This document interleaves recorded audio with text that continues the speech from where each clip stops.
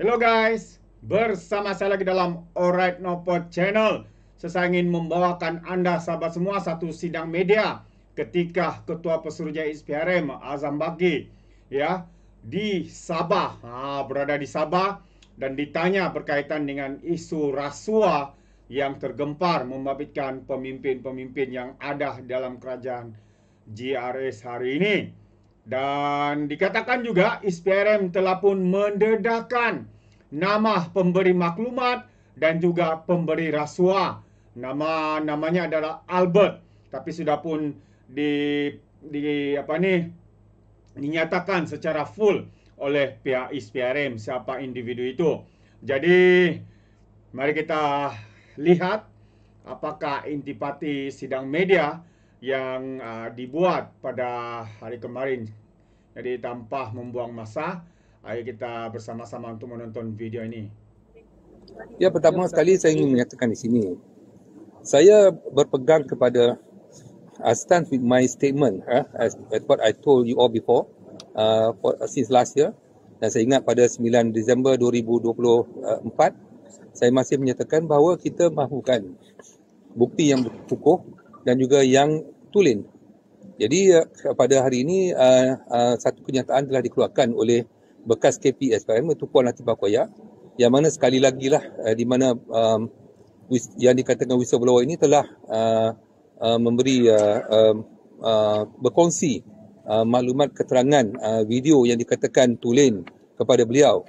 Dan tidak apalah begitu, di mana pada hari ini juga kita telah memanggil peguam yang berkenaan, dah datang ke pejabat kita menyerahkan bukti video berkenaan yang perlu kita jalankan siasatan lebih lanjut.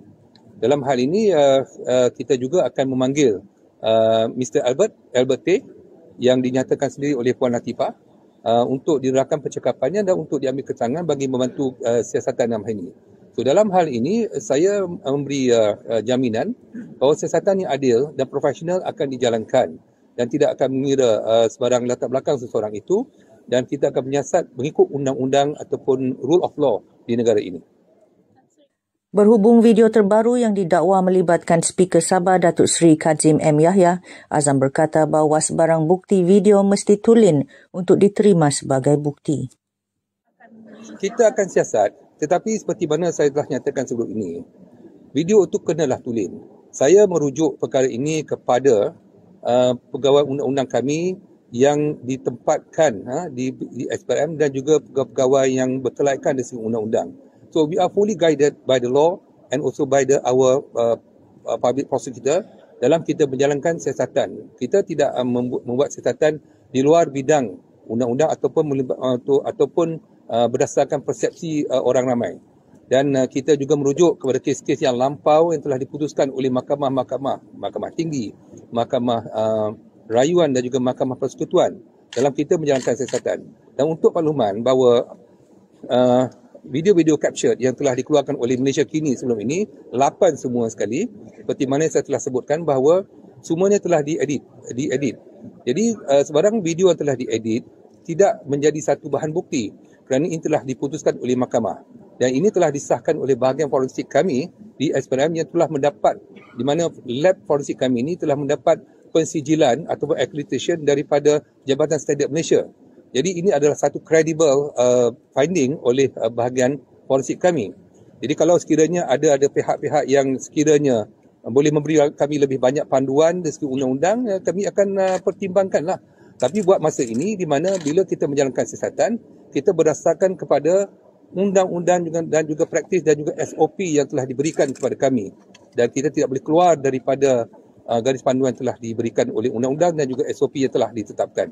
Dan apabila keluar lagi video dan sebagainya, kita ambil ke video itu dan kita akan kaji sama ada ia tulen ataupun tidak.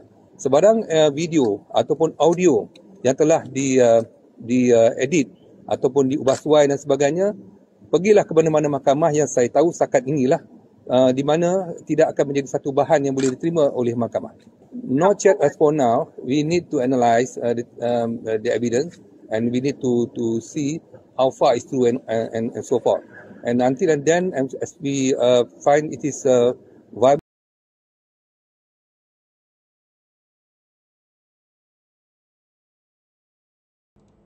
Alright. So itu dia kenyataan daripada Azam Baki ya berkaitan dengan kes ini. Albert T. Itu nama dia, Albert T. Telah disebut oleh pihak SPRM Azam Baki tadi. Jadi sahabat semua, saya ingin menyatakan satu kenyataan daripada Azam Baki sendiri apabila beliau menyatakan bahawa pemberi maklumat akan dipanggil untuk diambil keterangan dan juga disiasat pada hari ini berkaitan dengan kes rasuah di Sabah di mana lagi. Jadi SPRM akan memanggil seorang pemberi maklumat hari ini bagi memberi keterangan berhubung video yang mengaitkan seorang pemimpin di Sabah dengan skandal rasuah.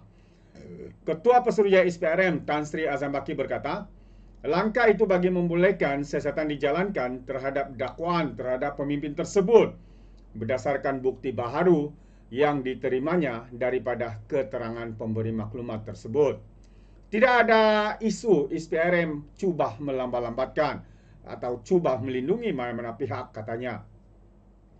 Tugas SPRM hanya menyiasat dan bukan membuat keputusan.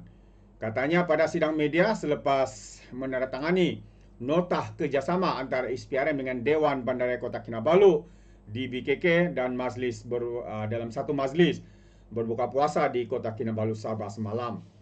Pada majlis menandatangani nota kerjasama itu, SPRM diwakili pengarah SPRM Sabah iaitu Datu S. Karunati, susah nak sebut.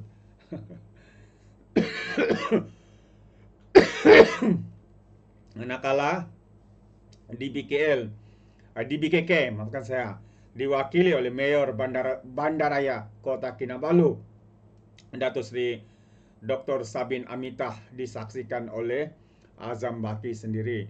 Dan sebelum ini, tular video berdurasi lebih 4 minit yang mengaitkan pemimpin berkenaan dengan dakwaan rasuah projek pelembungan di mineral di Sabah. Azam berkata setakat ini SPRM belum mengambil keterangan pemimpin terlibat dan video-video yang tular di media perlu dianalisis ketulinannya. Jadi kalau saya memberi sedikit pandangan ya berkaitan dengan isu ini sebenarnya si pemberi maklumat ataupun pemberi rasuah ini rasa terdesak, rasa tidak senang hati ya kerana apa yang dimintanya itu yaitu untuk mendapatkan satu lesen gagal. Jadi beliau membuat satu plan untuk membongkar ya, untuk menipu individu-individu tersebut ini. Kononnya mahu berjumpa dengan mereka, tapi sebenarnya beliau merakam ya segala percakapan mereka dengan menggunakan satu pensel atau dua pensel ya. Bukan pensel, pen. Pen yang ada kamera dibeli di TikTok. Shopee harga 70 lebih. Ya. Dan kerana rasa geram dan rasa tidak puas hati, beliau berdendam ya dengan pemimpin-pemimpin Sabah ini, lalu cuba untuk memerangkap mereka.